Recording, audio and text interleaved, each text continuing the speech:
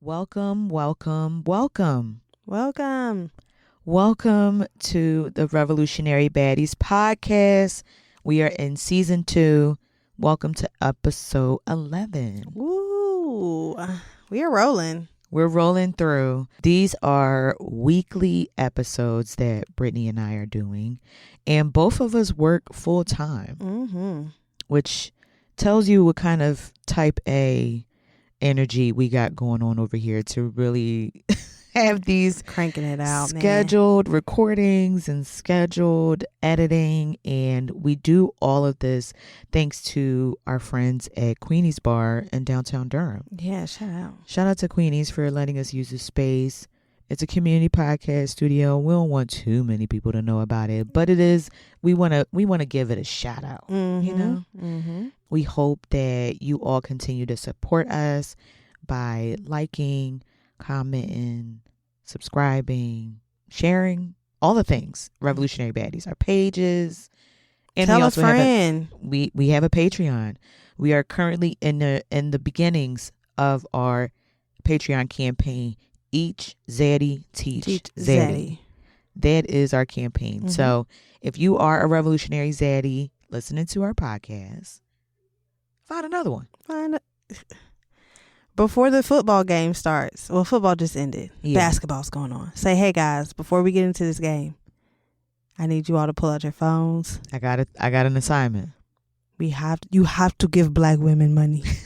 Only an irresponsible person does not give black women money. I'm copying someone, by the way.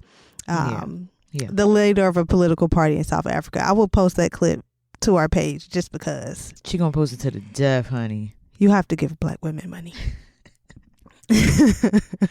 Okay, so as we are going through our season, we also have in-person events. Yes. For those that don't know. I mean, and they've been great. We just completed our 3rd in-person event. Yeah, since launching the podcast. But it's the first one that we've had this year. And we had our reading yap this past Saturday at Nuestro Barrio Liberation Cafe. Shout out to them. Much like Queenie's, we're in their space without charge, welcomed, and we're able to do our thing. So shout out to them. Yeah. Reading Yap was great. It was amazing. I mean, we've only had 2. Yes. But this one was my favorite. I mean, I've loved both for different reasons. But I won't even say my favorite. I would just say it was different in some ways. The first reading yap we did, The Fire Next Time by James Baldwin. So the conversation was really, really good, but it was a little bit heavier. Yeah, you know, definitely. And this one we did Octavia Butler's A Few Rules for Predicting the Future, which is more of an essay. It was, we centered the conversation on hope, but not the kind of, empty hope of like, just stay cheerful, you know, while things look bad. But like, how can we shape the future, which Octavia is always calling for us to do, or throughout her work, particularly the Parable series. Yeah. I love that this conversation, I think people who, the participants, we all kind of talked about fighting and working towards something in the future and trying to do something different than what's been done before. So I feel like the conversation was a little bit more lighter, but still very serious. I mean, we asked some pretty thought-provoking and I thought reflective questions about how do you operate currently and how does that connect to the future that we're trying to build together. You know, people were pretty vulnerable and open about what is the struggle for them to see the future, but also what gives them hope based on what they're seeing that's happening right now. We talked a little bit about the ICE raids and Minneapolis and just the magnitude of what's been happening with that. And yeah, it was just good, just a very grounding conversation. So shout out to our community that showed up. It was a very diverse group. Yeah. So a lot of different perspectives and different people from the first one. It was some I was majority different people. I think only three people at this one were at the last one. Yeah. Yep. So it was a whole fresh new crowd. So for y'all listening who have not attended and have DM'd and said, oh my God, I'm sorry I missed it. It is okay because it's nice to have a fresh group for the next reading app. Yeah. And a lot of people were also kind of like, well, I'm not going to come because I ain't read it. And just to say, most people that came to this past reading app had not actually read it. Yeah. But again, it's a very short read. Yeah. Like, we really, really want to keep it short, accessible. Everybody lives busy lives. Yeah. And so we had it available for people to actually read while they were there. Yeah. So people are kind of trickling in. They're like, I'm so sorry I haven't read it. And I just handed a copy. Yeah. I'm just handing you a copy. And get to it. And quick then read. Done. We are intentionally picking short essays to be able to have a full discussion. Like even for the Fire Next Time, we picked the first essay of 2 that are in the book. Yeah. Which is the shorter one. And so we're going to pick something short but profound. Yeah. So do not be discouraged. This is not a full book club. We are not going over a 300-page book. Yeah. So do not be discouraged. Yeah. And the point is to really like, yes, we want to push people to read things, and the discussion is really where like the meat and potatoes is for us. Yeah. That's really what helps to build the community and trust. And that's what we're trying to do with Reading Yap. So we will let you all know. We're going to do them quarterly is our plan. And so that gives people lots of time to catch up, for the next read, one. or get in line. Yeah. So, yeah. Well, how you feeling? I'm feeling good. This week just kind of flown by, and I've been trying to maintain my like wellness practices that I was doing before I started working, and doing them while I'm working, which is different, but it's still very, very helpful. So that's kind of been my week. Feel like I've just been moving, lots of meetings, moving some more, that kind of thing. But yeah, I did go to a really, really great artist talk at the Nasher last night, and it was between Jamaica Gilmer and Kennedy Carter, who are both 2 Black women photographers, local storytellers, and Dr. Dorothy Willis, who is a very prominent veteran Black women photographer. And just a conversation between them, the re-release of this book called Reflections. It's a massive, massive piece of archival work of Black photography. Yeah. By Black photographers from the 1940s till now.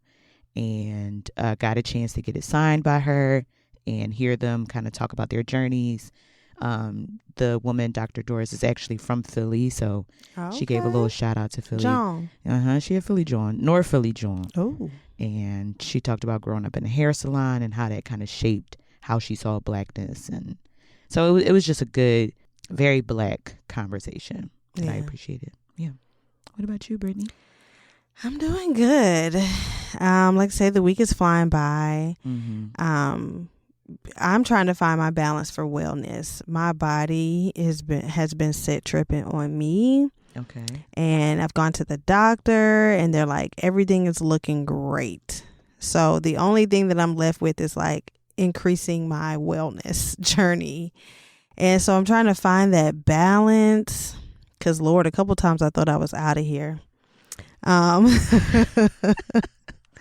For real. Okay. So, I'm doing good, but it's like the continuous journey. We have to have an episode, I'm sure, on Black wellness and health, because we are more at risk, especially as Black women. Like, we got all the regular things of being like Black. The risk is just around the corner. Diabetes, heart disease, all kind of cancers. And then throw in being a woman and a cervical cancer, fibroids, endometriosis, severe menopause, all kind of shit, perimenopause. Good Lord. So I'm like, okay, I gotta get on my Zoom. I was on my Zoom one night and went to order a treadmill, but I was trying to do it with my health savings account. And accidentally did it with my debit card, and that shit went through for $450. Praise be that it would clear for $450. That's a blessing within itself. Okay, yeah. But I need that money. I needed that money back. I was like, wait a minute.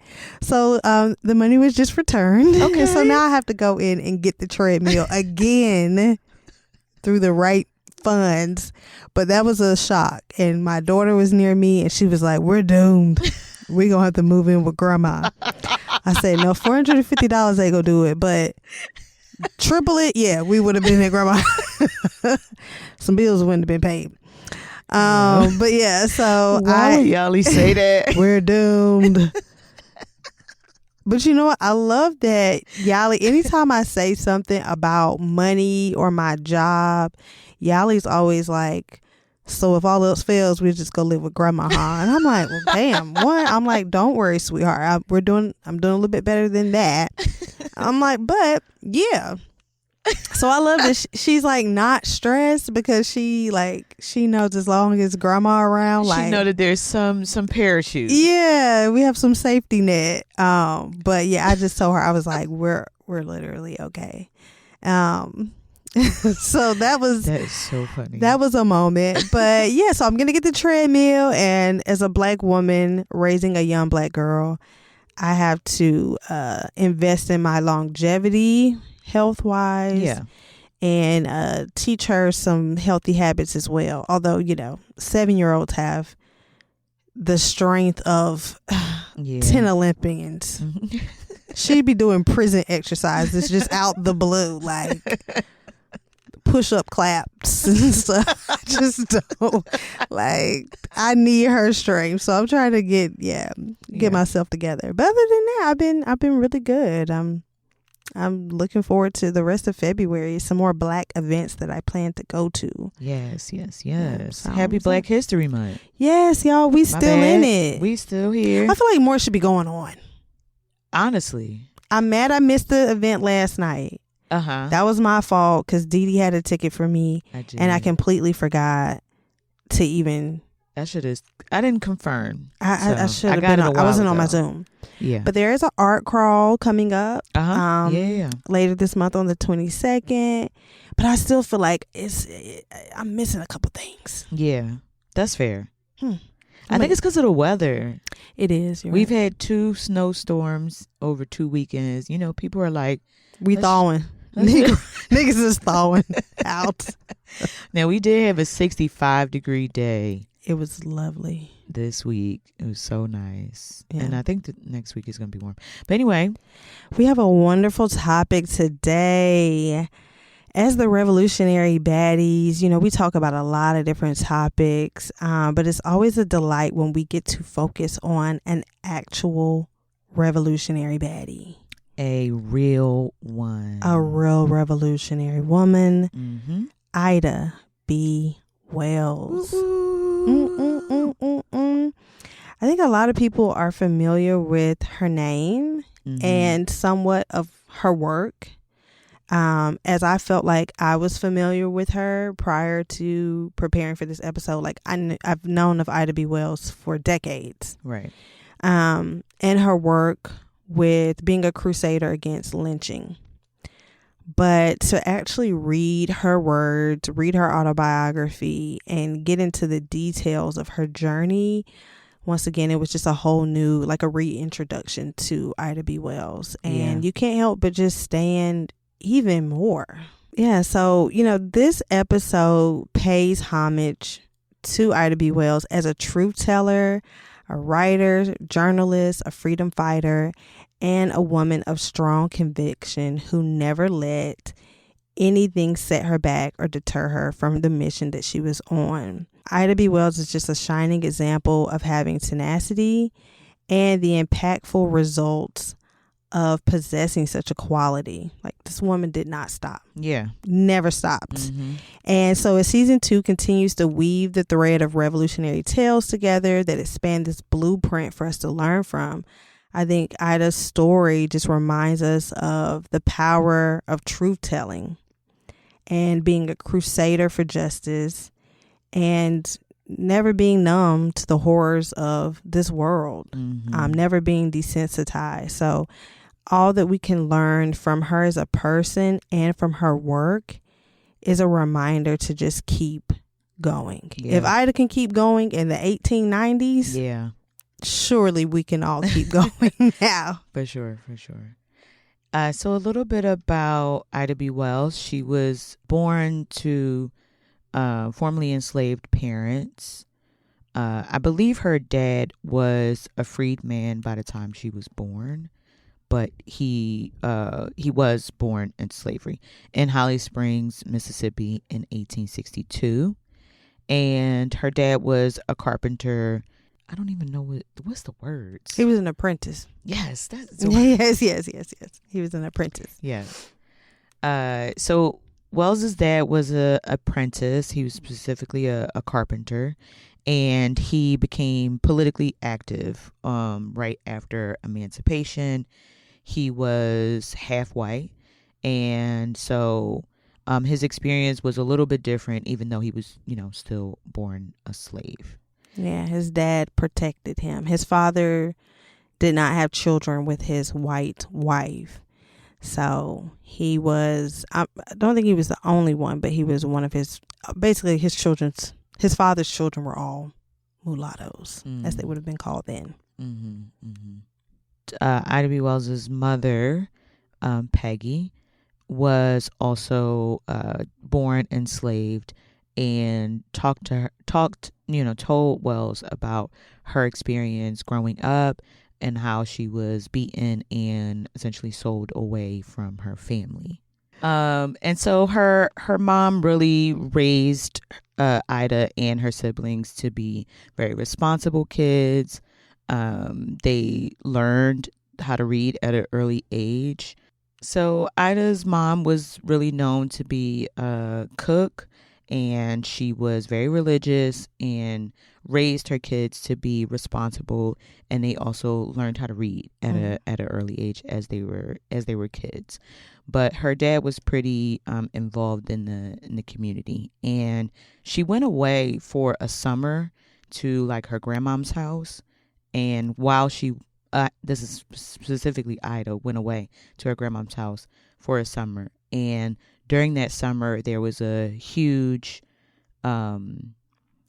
rush of yellow fever that kind of destroyed and killed a lot of people in the Deep South during those years. And amongst those people, she found out her parents had caught yellow fever that summer and passed away. And then when she returned from her grandmom's from that summer, she learned that actually one of her brothers had also passed away from yellow fever. So she had to take on a lot of responsibility very early. This all happened when she was 16. And of course, like Black families do, once the parents are not around, it's up to the family to figure out what happens then with the kids. And the family originally were planning on like splitting them up. Yeah, I was reading how her father was a Mason, and the Masons came to the house and were like, okay, I can take the 2 boys. We can send the 2 girls here, the 2 younger sisters. She had a sister who was disabled. They were suggesting putting her in like a home. And she was like, absolutely not. Absolutely not. My mama would turn in her grave if she heard y'all up here talk about splitting us up, splitting the kids up. Yeah. I mean, so much so that during this conversation, she actually grabbed the shotgun that was in the house and said, clearly you niggas don't think I'm serious. Pulled it out the blicky on the Masons. When I say you not splitting me and my siblings up, it's not happening. It's not happening. Yeah. And so that's when she, they were like, okay, sis, you got it. Right. And she was like, if y'all want to help me get a job. Right. So I can take care of these children, connect me. And then that's how she eventually ended up becoming a school teacher. Yeah. So she became the main caregiver for her siblings. She worked as a teacher, and it was one of those schools where she had to be gone basically during the week. And so she was gone from Monday morning to Friday afternoon. When she would come back from her teaching gig, she would spend the whole weekend cooking and cleaning and tending to them and doing laundry, and making enough food for them to last through the week until she got back. Yeah. I mean, people had to grow up a lot faster back in those days than I would say we do now. I mean, once again, I say that from a place of privilege because there are a lot of children today who are raising their younger siblings. And themselves. Yeah.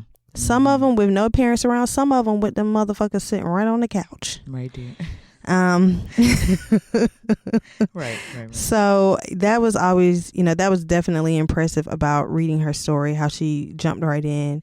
And in reading her autobiography, I just saw how everything that was meant to, or not meant to be, but that was seemingly a hardship pushed her to the next thing that she was going to. So in becoming a teacher, she kind of joined this like group, cohort, whatever. They would meet on Fridays. They would do literary exercises. They would do debates. And that's where she got into writing and practicing really her first take at journalism and submitting essentially like op-eds to these local publications.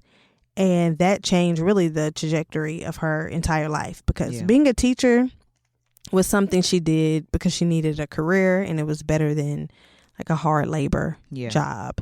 And she was able to make connections as a teacher, but also while getting into writing. So when she started with some of the publications, what I liked is that she really just wanted to write plainly and clearly to her people. She wanted Black readers to have something that they could understand about the conditions of what was going on around them. Nothing too pretentious. And she herself, like I said, didn't have a lot of formal training. So she wasn't in a place to even, write fancy academia papers. She just wanted to write something that was relatable and really just speaking truth to power, which was like her entire story. Yeah. So she ended up moving to Tennessee eventually. She ended up, her and her siblings, I believe they moved with their grandma. And during that time, I believe she still kind of worked as a teacher, but again, she was very much still focused on writing and her writing career. While she was in Tennessee, she became really good friends with other Black folks. And one of them ended up, unfortunately, part of a horrible lynching, which is the lynching of Thomas Moss, Calvin McDowell, and Henry Stewart. And she was good friends with a few of these men. They owned a grocery store in a particular part of Memphis. And they were, I guess, the main, competitor against this white grocery store owner that was also in the neighborhood. They obviously wanted to continue having the Black people go to his grocery store so he could make some money. But once these three Black men started a grocery store, and they also became successful because Black people started going to that grocery store. But like some of the story is like they essentially started a problem with, I think it was like it was a game between kids. Yeah, it was a game between kids because it was white kids that were hanging out with Black kids playing marbles or dice or whatever. Some kind of way they like escalated it into, it became like a fight between the kids, but then the white parents wanted to come and try to, you know, punish the black kids. And then, of course, the black parents stood up. Yeah. And it became something that, you know, okay, well, the white people were going to return with a bigger group, a mob. So the black people then had guns ready. Yeah. And then it became, they were, you know, even though they were on the defense, it was seen as like an offensive thing. Oh, these black people with the grocery store, they had guns and they were going to shoot white people or something. they're trying to riot. Yeah, taking something small is a fight between children and using it to turn into a lynch mob against this grocery store owner. Yeah. And the white store owner basically got himself deputized in order to carry out essentially this lynching of these black men. And it really impacted Ida. Again, these were people that she knew, and she really started her work around really documenting lynchings that were happening in Jim Crow South. Yeah, before Thomas Moss was shot and eyes gorged out and burnt, he said, he begged to be released because he had, I believe, a wife and an unborn child. And he said, "Tell my people to go west. There is no justice for them here." And so this was reported in the news following the lynching in the white publication. So Ida was like, well, clearly whoever wrote this was there.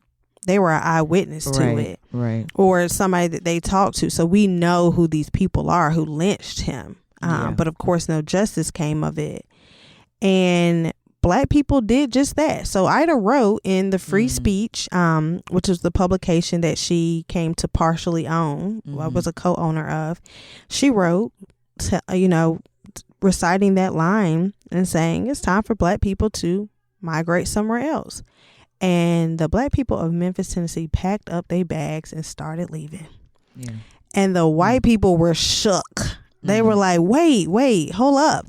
Black people were either, if they stayed, they were boycotting, riding on the trains, buying goods from white businesses.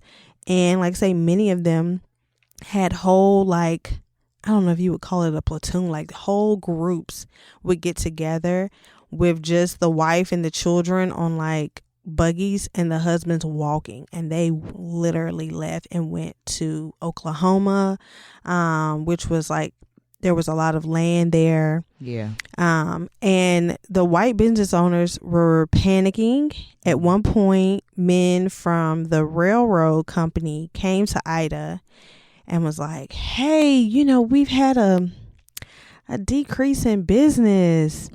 And, we don't know what's going on. She was like, how long it's been? And they were like, about 6 weeks. She's like, yeah, about the same time as that lynching. He's like, we demand. We ain't had nothing to do with it. We ain't had nothing to do with it. And we demand that all black people are treated fairly on our trains. And they basically wanted her to write that they would not tolerate any disrespect on the trains. And she pretty much was questioning them about the lynching. So yeah, what was y'all response to it? And once again, they were just like, hey, we're just here pretty much to preserve their business.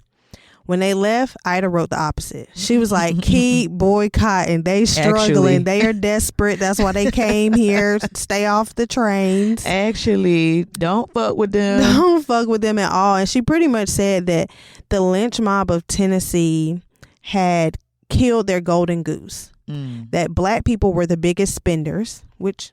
yeah, we can connect that to today, and why a lot of people call for general strikes and boycotts is because we are the economy oftentimes when it comes to being consumers. Yeah. And so, as black people were leaving, like I said, they became desperate. White publications were writing that they heard the tales of black people who had gone west and that they were struggling and doing bad. So they were trying to tell the black people that were there, y'all don't want to go out west. They are starving out there. And people were actually building and getting land and developing. So like the black people who moved west were actually rapidly growing a new community there. And but the white papers were trying to do everything to deter them. Yeah. Because their economy was sinking. The women didn't have no one to nurse their children, to wash their clothes, clean their homes. The men didn't have anybody to do the hard labor in their company. So I think that that's an important thing that we can draw to today, that when organizations are calling for these general strikes and boycotts, like, it does have significant impact then and now. Yeah. And another thing, I'm sorry. No, go ahead. Another thing I thought about, though, that kind of like broke my heart when I was reading it, and it wasn't confirmed, but I thought, okay, all these black people, to escape racial terror, went to Oklahoma. And this was in the 1880s, I believe, that this lynching took place. And I thought, were those the people who built Tulsa, Oklahoma? Like, some of them had to have been. Because Tulsa became this new booming community in the early 1900s. Yeah. And then the Tulsa Massacre happened in 1921. Yeah. And I was thinking, how many of those people in Tulsa were probably children or older people who had left Memphis, came to this new promised land in Oklahoma, built this thriving community, and then again saw the destruction and had to flee due to racialized terror. So once it dawned on me that they went to Oklahoma, I'm like, was it Tulsa? Yeah. I'm gonna have to look that up. That's good. Yeah, that's a really good connection to draw on. I mean, just the impact that her words had at this time is significant. I mean, as a black woman, and it really launched her on this like lifetime journey of writing about the ills in America, the ills of this country, and being one of the mothers of the civil rights movement. Yeah, she would not let this lynching go, and that like I said, it inspired her to look into all of these other lynchings. So, as co-owner and editor of the Free Speech publication, she pretty much dedicated it to giving details of lynchings throughout America. So, of course, the Free Speech publication became a target. Yeah. And when she was out of town, I believe she was in New York doing some speaking engagements, because that had started to pick up for her. People were like, you have to come tell the story about these lynchings that are happening in the South. Yeah. She got word that the Free Speech office had been ransacked, that they had ran her other co-owner of the publication out of town. Fortunately, he was able to get out of town safely. They destroyed all the printing material and pretty much told her, if she comes back, you're dead. Men were outside of her house.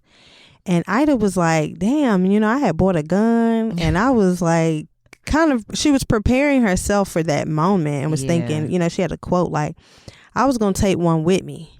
They were going to get me. Somebody was going to come with me. But she happened not to be in town, and she ended up immediately becoming an exile. Like, she did not return to Memphis because there was pretty much a bounty out on her. Yeah. But that just actually, once again, redirected her to keep traveling and spreading the word even more. Like, if I can't go home, I'll actually keep going. And it put her, because her newspaper was destroyed, people in New York were like, actually, would you write for this publication, which was a much larger publication? I believe it was a white one. And so she got an even bigger platform by her platform being destroyed. And they also made the connections to send her to Europe to start talking about the lynchings here in America. Yeah. So once again, what they did for evil, for bad. What's the quote? I don't know. What the devil meant for bad, God'll do for good. Y'all know what I'm talking about.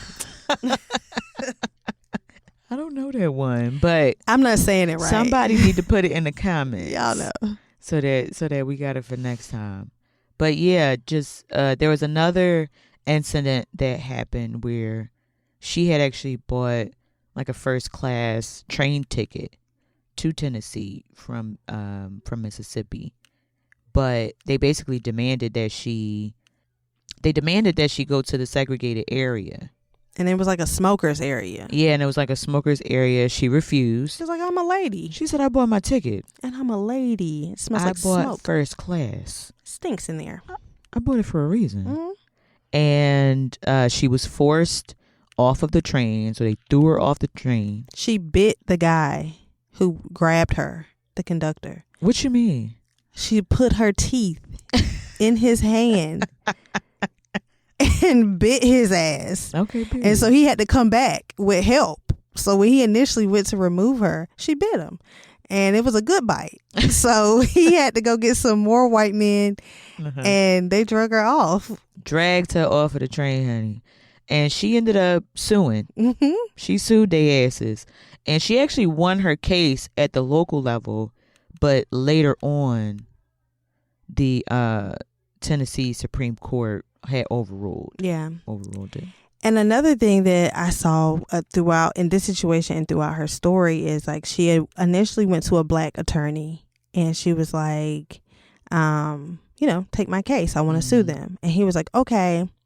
But then he was paid off not to take her case. Oh. And so she had to go get a white attorney to argue on her behalf. And it was so many times where Ida really was like, you niggas is failing me. You know, she would go to her own people, oftentimes men, but she definitely had different experiences, negative experiences with men and women. Mm-hmm. Would go to the men and say like, wait a minute, I need your support on this. Yeah. And she wouldn't get it. And sometimes she would actually get more support from white people. So sometimes, the skin folk ain't kinfolk thing is real, and we'll talk about this throughout her story. But I said now she bit him and sued. And this is in the late 1800s. She was fearless. Again, the late 1800s.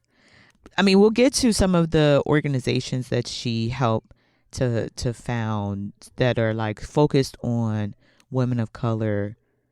Another thing about Ida that I gathered was if she had a problem with something that someone did or said, she approached them directly. Yeah. And she was always about setting the record straight. And it didn't matter who you were, how esteemed you were. She was always going to make sure that the truth was important to her. Yeah. She never, ever let up. And she just had such strong conviction.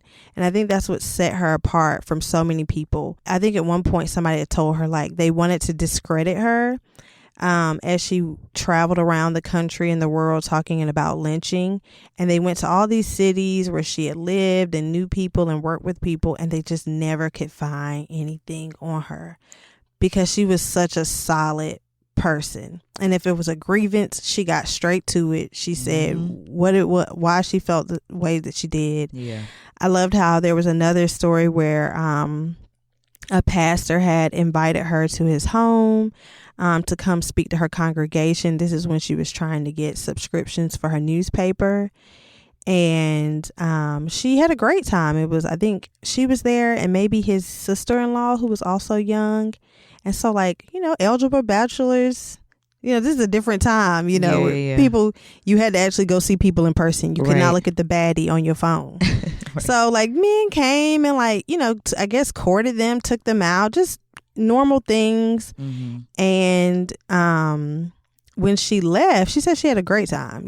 When she left, a friend of hers came back and was like, I didn't like the way that pastor was talking about you. And she was like, saying what? And pretty much the pastor was from Ohio. And he said, well, the northern girls are more virtuous and that the southern girls, they, I'm obviously paraphrasing, but they a little looser. And I hadn't done nothing with these men. And so she was like, oh, hell no. She sent the guy a letter like, I'm coming back in town to talk to you about what you've been saying on my reputation. Yeah. Pull up. And she pulled up and was like, I want to meet with you in front of a group of men. Right. And pretty much, because he had said it to a group of men. Mm-hmm. And he was like, well, I didn't mean for, word to get further than the small group. And he apologized immediately. Yeah. And she wrote a little quick speech, and she was like, you need to say this in front of your congregation. And he was like, it was pretty much like, Ida B. Wells is a stand-up woman.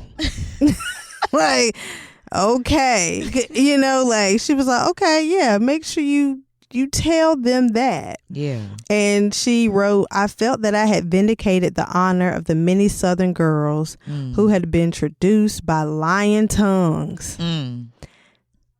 Don't disrespect the Southern belles, okay? It's important to our reputation. Yeah. And so there's so many instances where she would write a letter. She would say, wait, you said one thing, or you did one thing, now you're saying something else. It was one instance where this black, she was a part of a lot of organizations, y'all. She did a lot. So I can't even remember which organization.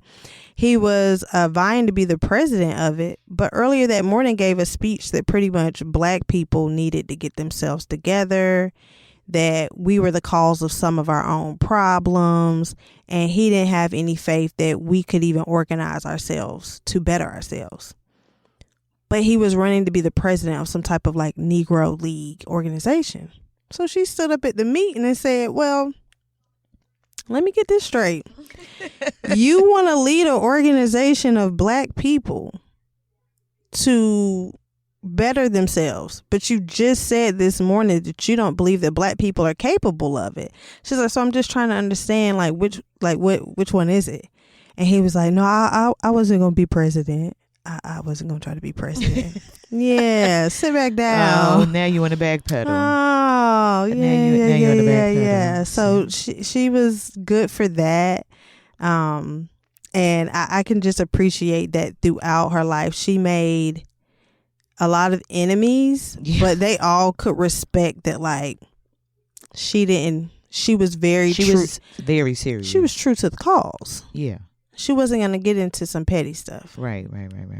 A lot of what we know about Ida B. Wells is that she was also one of the founders of the NAACP. So she was part of the founding of the National Negro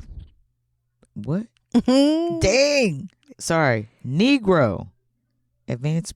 What is National Association for the Advancement of Colored People. It's too many, y'all. It's too many. Thank you, Brittany. Thank you.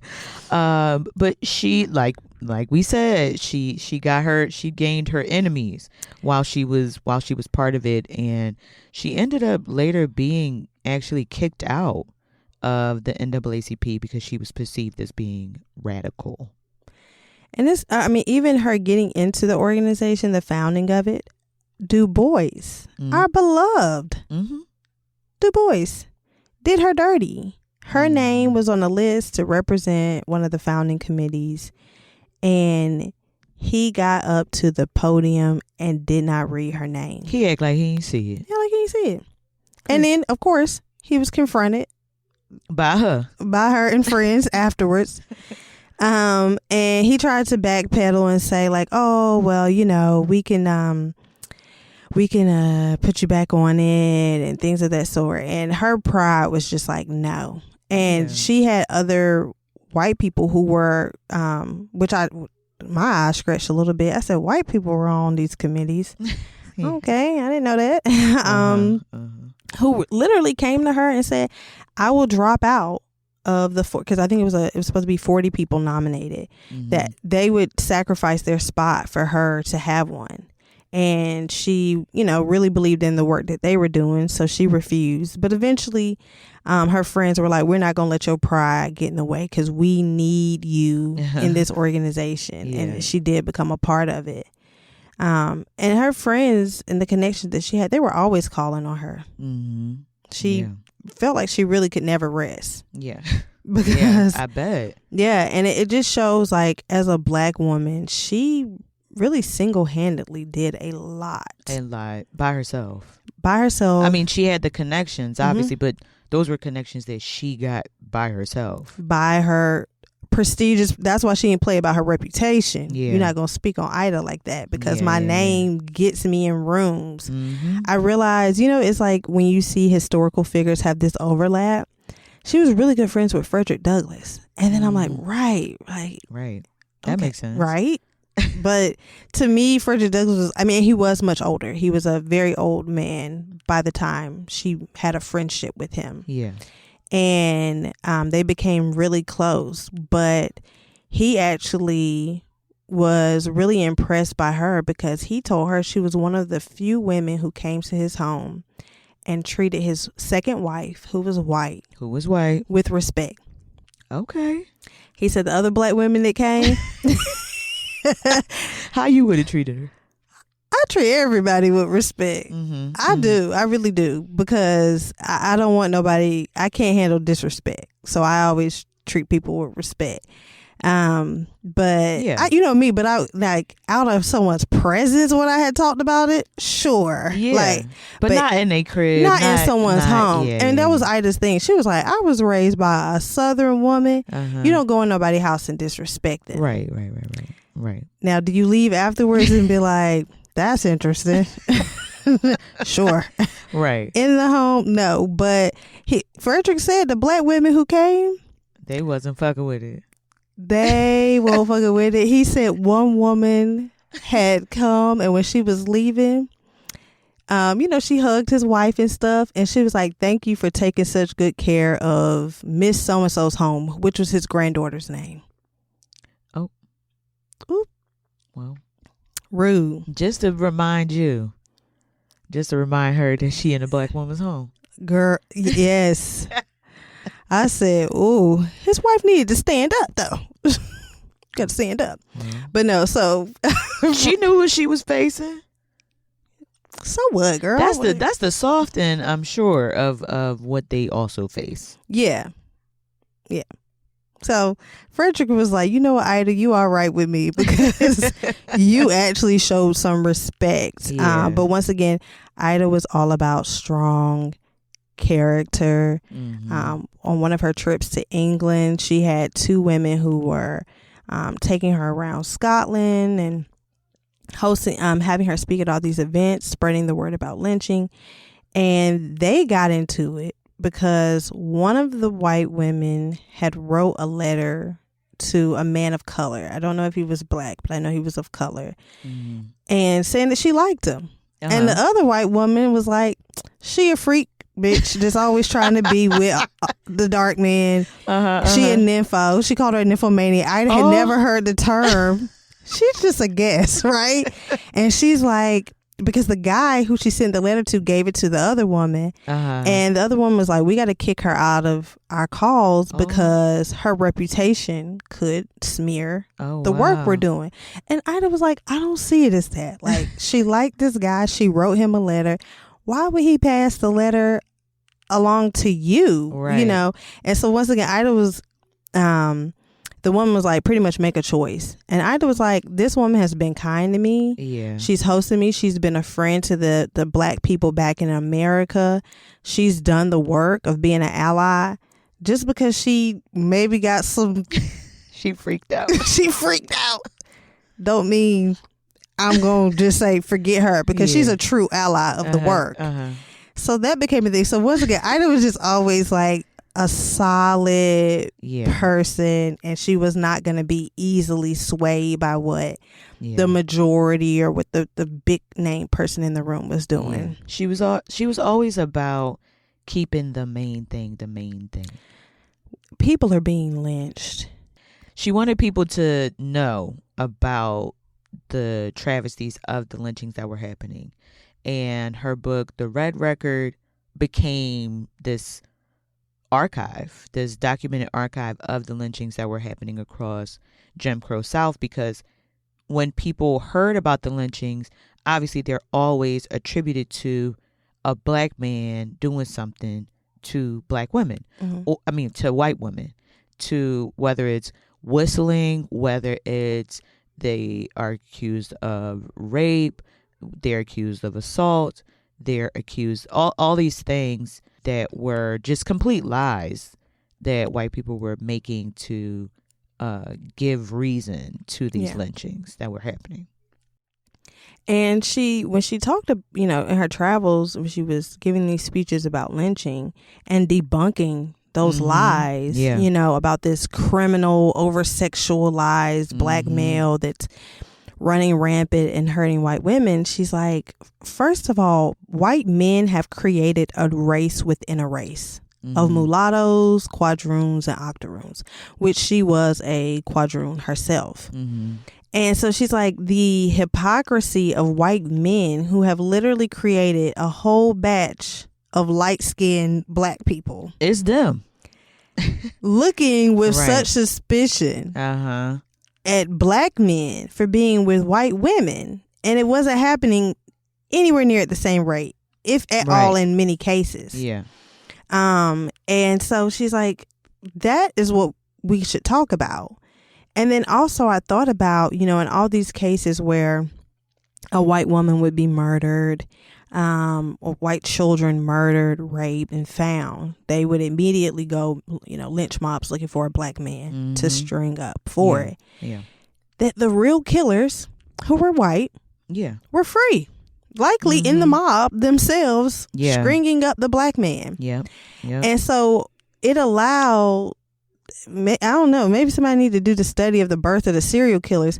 Them motherfuckers could run rampant doing their crimes against women and children because, no, you're evading responsibility because everybody's just looking for a black man. Who's doing well in town. That you said has done it. Yeah. But you're just trying to get rid of him. Yeah.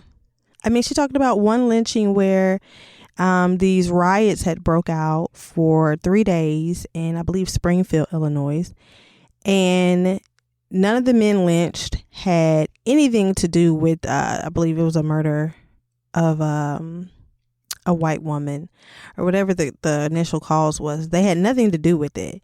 And that even one of the black men was someone who was older. He had been married to a white woman for like 20 years. They had children and they just went in his house and drug him out, like, because they probably obviously always hated that. Yeah.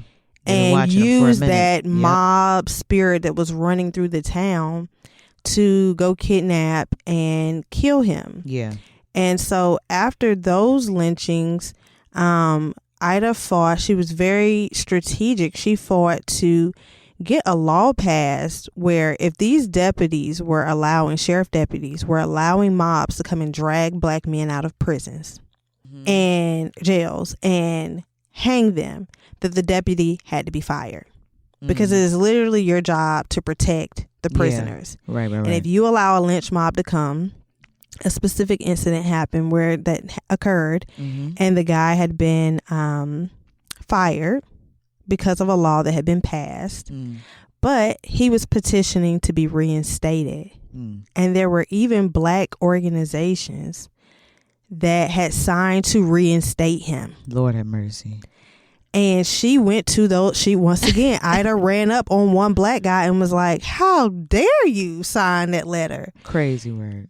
To the point that he read an apology to her and a group of others, crying that he had signed the letter and wrote another letter to the governor to say, please retract the statement that I sent before in support of having this sheriff reinstated. So Ida was on people's necks. She was not fucking around. She pulled up. She traveled while nursing her children, her 2 sons. Literally, like, somebody would just have to hold the baby while she spoke because she was breastfeeding. She would not wean them. And she was like, and there's work to be done. People kept calling on her. Another lynching occurred. Something else occurred. We need you to come speak. And she would hit the trains by herself with the baby to go do the work. Yeah. She also was huge in the growth of the women's rights and women's suffrage movement. And she helped to found, so she not only was one of the founders of the NAACP, she also founded the League of Colored Women, the National Association of Colored Women, and the Alpha Suffrage Club. These were all organizations that were part of the women's rights movements of the early 1900s. She criticized other other leaders of the women's rights movement that also didn't highlight the experiences of colored women at the time. She was friends. She considered Susan B. Anthony to be a friend. But she did notice that, you know, a lot of people, when they hear Susan B. Anthony, they're like, she was really a racist and, you know, like, fuck her.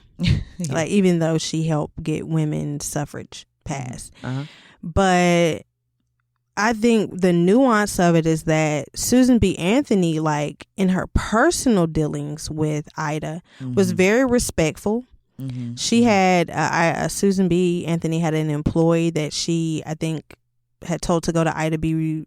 Wells' hotel room and like transcribe or kind of like be a secretary for her. And when she came back to Ida's room, she was like, "Where's the girl at?" And she was like, "She didn't come." Susan went back to the room, found the lady, and was like, "Why didn't you go?" The woman was like, "I'm not gonna listen to a nigger tell me what to do." Susan fired her. Immediately. Get your ass up out of here. And so she was principled in that. But when it came to any instance where she thought that including black women would cut the numbers of Southern white women who were segregationists out of the larger movement, she asked black women to take a step back because she didn't want to lose the support of white Southern women. And so that in itself obviously is a fuck you, you know? But I think it's important to know that it's not just that Susan B. Anthony was a racist. Well, she was actually good friends with Frederick Douglass as well. But like a lot of white women who sometimes we consider to be our allies, who do they pick ultimately if it comes to a place where they feel as though they have to pick in that crossroads between race and gender and class? And so we see that Susan B. Anthony would definitely not be on our side.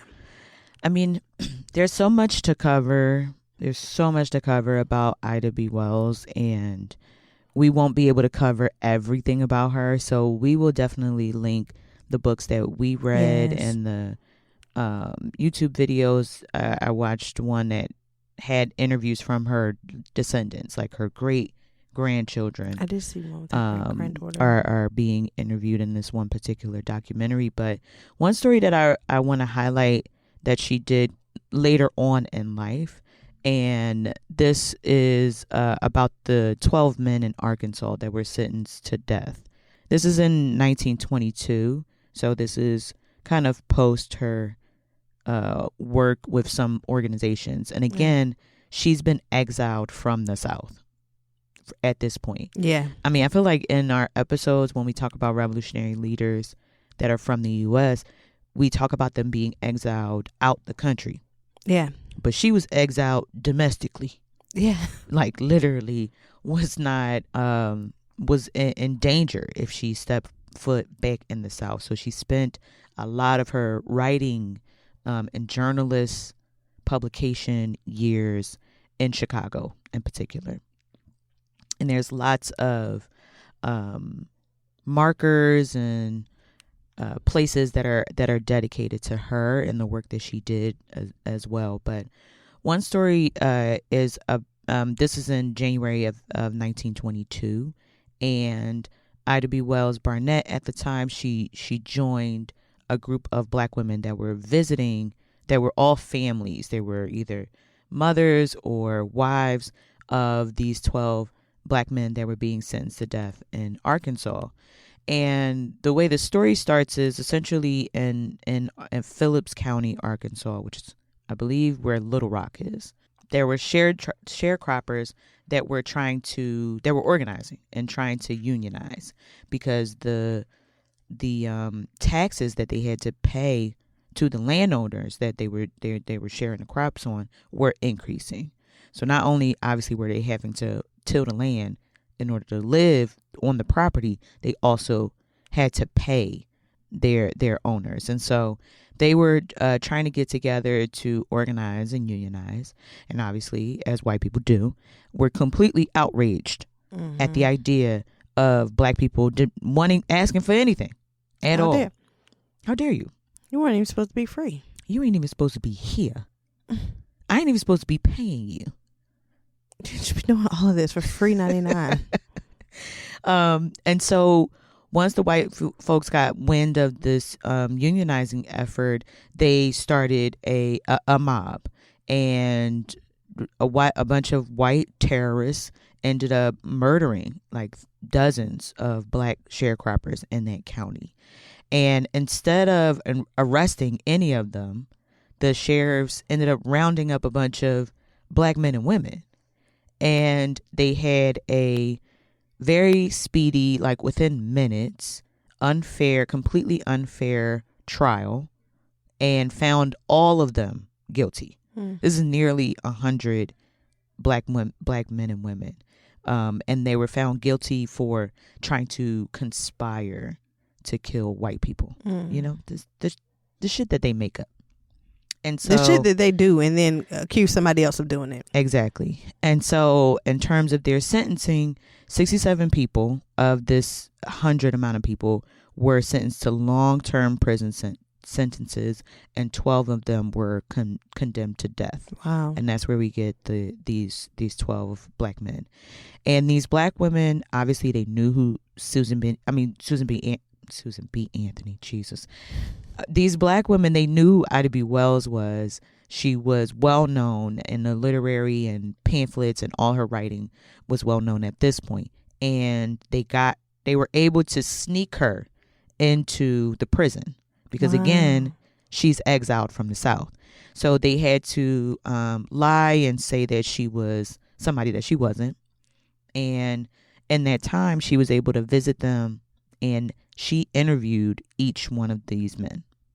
She talked to them about where they were sharecropping, how they were trying to build the union, who were the people that were involved in in this large murder that happened of black sharecroppers.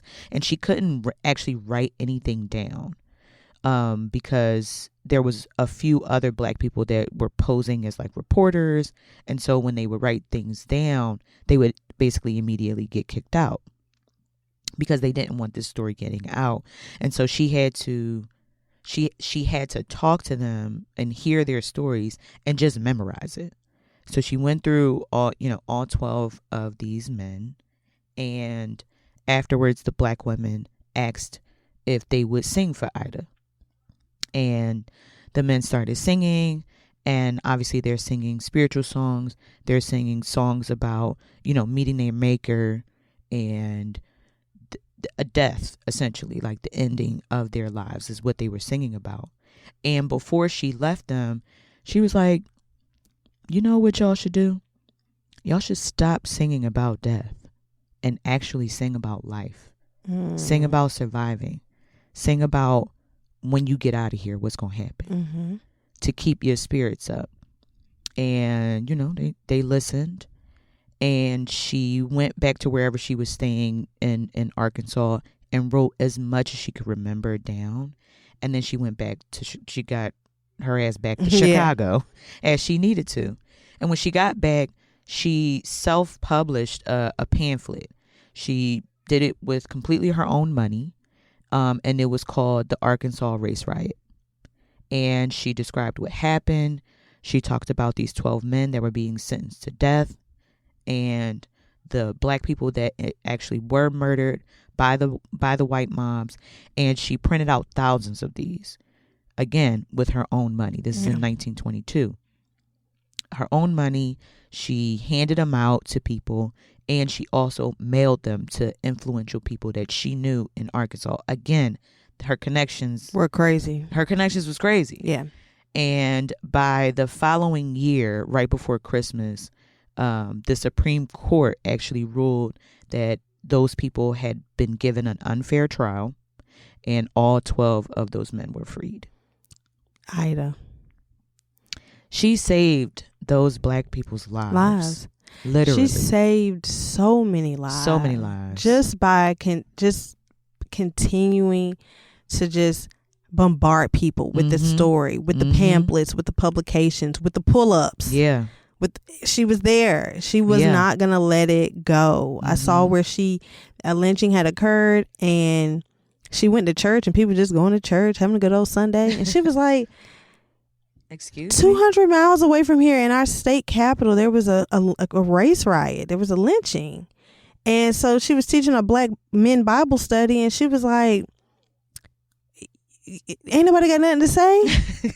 and they were like, well, what can we do? And she was like, a lot. And from that, 3 of the 30 men in the group, she said, if y'all want, anybody who wants to do something, you can come to my house. They came to her house. They started an organization. They ended up getting some funds because she went and said the YMCA is not letting black people in. And these black men in Chicago have nothing to do. So a white woman who was there was like, wait, my husband get a YMCA thousands of dollars, which is a lot of money back then because it's a lot of money now. And so the husband was like, let me meet with Ida. And she was like, they're not letting black men in. So he was like, can't be. He went to the leader of the YMCA. Can't be. The leader of the YMCA said, no, we've been keeping it segregated. He said, well, I'm not going to give y'all another dime. They gave Ida money, and she took, with those 3 black men from the Bible study, they bought a space and turned it into a job hub, a reading library, everything. Ida, when she set foot to something, she got things done. She was not and for around. years, this place was a hub where people could rent rooms to stay. Black doctors and other professionals would come. And then people would come in, 50, 60 people a day looking for jobs, finding jobs, reading books, using the rooms for different, you could rent the rooms for different skills or have them. And she ran that for like over 10 years. Look at her. Ida had connections. She really did. She really did. I mean, just a testament to, again, like you said, her tenacity and her unbound ability to move with so much truth and not let anything deter her. And if it wasn't going to be black people that helped her, she didn't let it stop her. She would go find white people who would help her and who were sensitive to the subject and the cause. And and if it wasn't an American, she would get on a boat and go to Europe and do it. So whoever she could build with, she would build with. And I think that that's an important thing for us to hold on to today. That don't just fuck Nicki Minaj. We don't need her. Look, we don't need her. We really don't. We actually don't. We literally don't. Build with the people who want to build with you and forget the rest. Something really beautiful, like at the end of this story about these men whose lives she saved by getting them free from prison. One of them actually showed up to her house. He had decided to leave the South. Got to. and many of them did. And he ended up in Chicago, and he was like, I've been looking for you for a while, and you told us to stop singing about death. And we did. We changed up our songs, and it was songs that they had made up too. Yeah. And that they had changed up their tune to sing more about surviving and when they get out and their families and love. And that was the thing that also just made it more profound and just magical, that these 12 men that were sentenced to death were able to be free. You gotta speak over yourself. And then we can have that discussion about on another episode, our music. Oh yeah, because we speaking death over us. A bang bang, kill a nigga, blow his brains. We need new songs. Oh yeah. Ida would tell us we need some new songs. Let's talk about.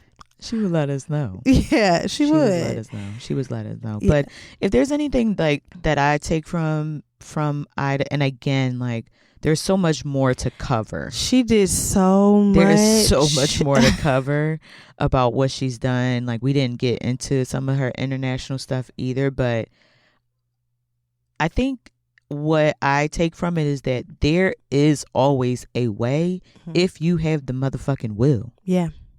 But you gotta have the will. Yeah. Yeah, truly.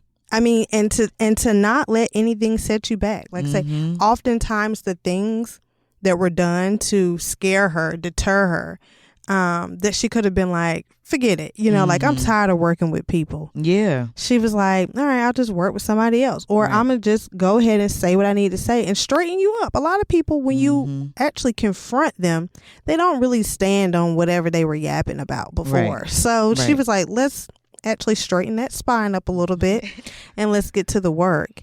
And so, yeah, what I took from her is, like, whatever your gift is, use it. For her, it was telling stories, and just the power of her storytelling really actually turned into policies and legislation. That story I told earlier about, you know, the deputy having the responsibility to protect the prisoner, she got that passed into law in Illinois, and there was never another lynching in Illinois from that moment until she died. Because those deputies did not want to be responsible. So I won't say she didn't end lynching, but certainly once she got that law passed, there was not another documented lynching in Illinois after that point. So whatever your gift is, you may think it's small, but if you're motivated enough, like say you got the will, a way will come. It can make such a major impact and literally save lives. So shout out to Ida B. Wells. May we all lift her up. Yes, a true revolutionary baddie. We're going to link her books in the description notes. I have a book that I've actually had for a very long time, and it's just called Ida B. Wells, Mother of the Civil Rights Movement. And it kind of looks like a picture book, but it has stories, like just different. Each chapter is a different story about a time in her life where she was, you know, doing something profound, essentially. I have her autobiography, Crusade for Justice, and her autobiography is really like Ida, to the point. She doesn't talk too much about her feelings or anything like. I mean, she'll insert it a little bit, but she pretty much is just you can tell she was a journalist. Yeah. Boom, bam, boom. She's hitting you with names, places, article clips, names, places, what she said, everything. So, and it was great to see her own words. So yeah, Crusade for Justice, the autobiography. Yes. Thank y'all so much. Thank you for listening. Thank you for tuning in to Revolutionary Baddies for season 2, episode 11. This episode was all about Ida B. Wells. It's much more to cover, but we did our best. We did our best. She's a giant, and she had decades of work. Yeah. So want to encourage y'all to add more to what we talked about with her. There's things that we didn't cover, different cases that she covered that we didn't.